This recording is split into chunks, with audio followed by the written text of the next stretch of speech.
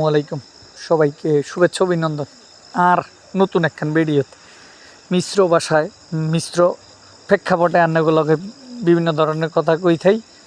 এটা লই আন্নারা মনে কষ্ট নিয়েন না ভাই, উঠতে আছে অনেক ধুলাবালি। আসলে আঙ্গ কপালটা পুরাই খালি।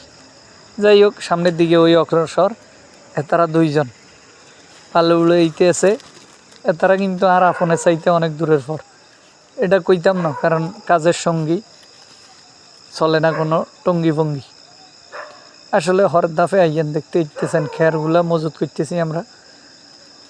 খামারের স্বপ্ন সফলতা এই খড়ের মাধ্যমেই বিদ্যমান। গরুর এই তো আই আর কি, নাক মুখ বান্ধিয়ে লেছি যেন বালু নাকে মুখে না ঢুকে, দুঃখ ইয়া না।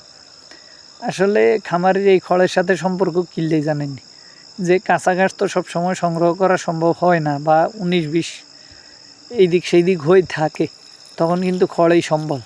শীতে যেই রকম সম্বল মানুষের কম্বল, খামারের সম্বল ওই খড়। আসলে বিষয়ভিত্তিক আলোচনা কেউ করিয়েন না, অবমাননা।